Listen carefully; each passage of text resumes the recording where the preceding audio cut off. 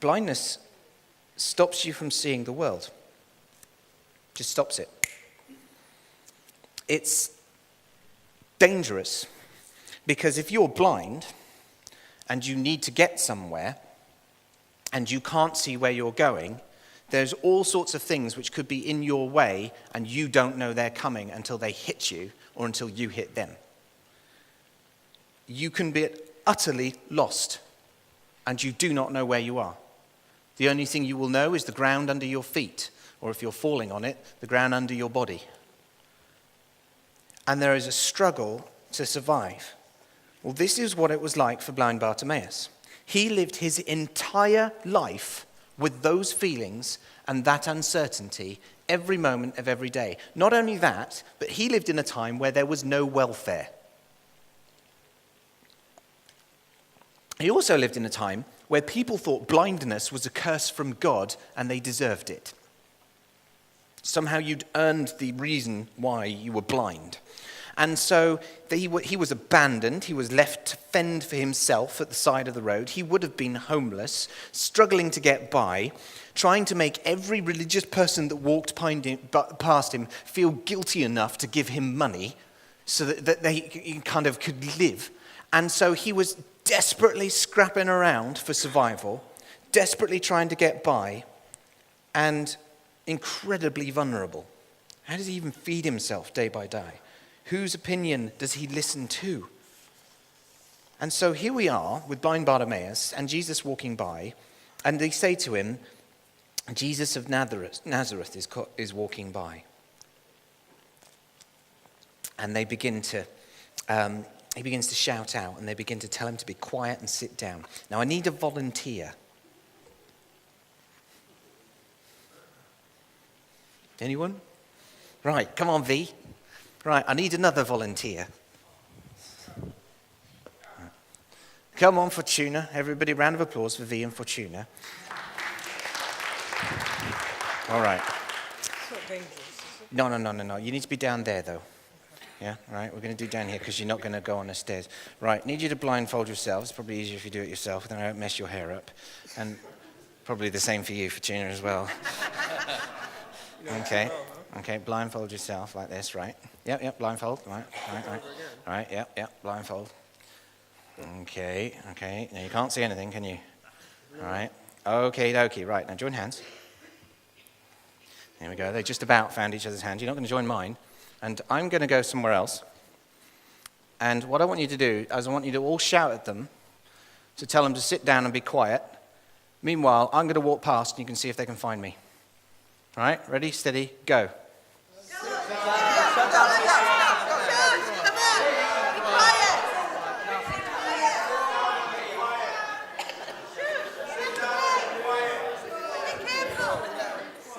Keep going.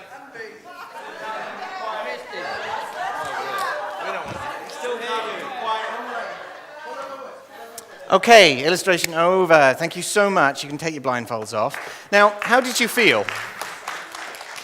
Did you have any hope of finding me? I walked past you 4 times. Did you have any hope of finding me? No. You were trying to lead each other? Yeah? Did you know where I was? No. Did you know where I was? Could you even hear my footsteps because of all the noise? No. All right, you can sit down. That's brilliant. Thank you. Round of applause for these guys. Okay. Now, obviously, the blind people were trying to find the help, right? And their hope was that Jesus was walking by, right? Or in this case, it was me walking by, and we need to know where we are, and we don't. They actually didn't want to move very far. Did you see that? Because at least I know that where I was standing was okay, but there was a step near here, and I don't want to clash into that. And there's some chairs over there and people over there, and I don't want to fall on them because that would be slightly embarrassing. And all of these things. But that's exactly what blind Bartimaeus was going through at the time, and yet he threw off his coat, screamed at the top of his voice, and just went for it. Okay, here's a guy that's got nothing left to lose, and he's just desperate. But he is risking absolutely everything to find his hope, to find the person that can help him. So what I need next is my little whiteboard. And I'm going to say this. Would you ever treat a blind person like that? You see a blind person in the street and they're kind of walking along with their stick and everything else. And immediately you crowd around them in a circle and start screaming at them to stand still, be quiet, don't go anywhere, and just stay where you are in what you're doing. You wouldn't ever do that to anybody, would you? Would you? Would you do that to a blind person? Okay, because you're all quiet. Who would do that to a blind person? Anybody? No? Okay, rhetorical question. Nobody would do that to a blind person. That's quite reassuring. That means you all go to church and you're all saved and you're all going to heaven because you wouldn't do that to a blind person. So, here's an eyeball. All right, this is the bit where you are all going to be medical students this evening, and by the end of the evening you will be fully qualified medical doctors. This is an eyeball. Okay, there's the retina on the back there with the nerve system running in.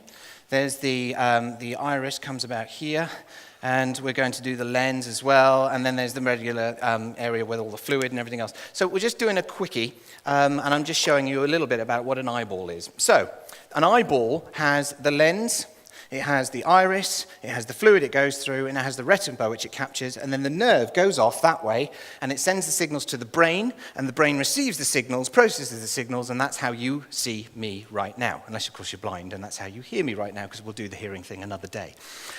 So here it is. So you have light entry controlled by your iris, and the wider the iris, the more that enters into the eye. So if you are attracted to somebody, your iris dilates out because you want to let more in.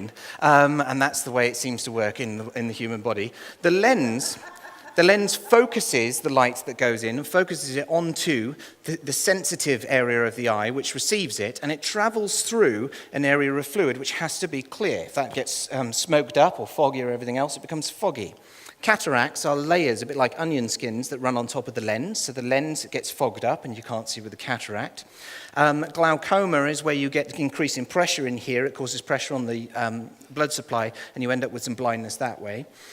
You can have degeneration of the retina, so you can't get the sensitivity so much. And then you can even get interruption of the nerve supply or damage within the brainstem itself. So light going in, focused by the lens, travels through the aqueous humor towards the retina, and the retina receives the light information and then sends it to the brain.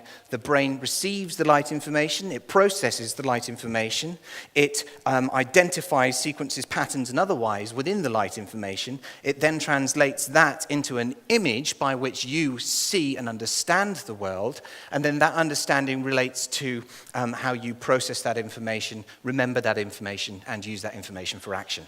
So, light going into the eye results in action in many different senses of the word.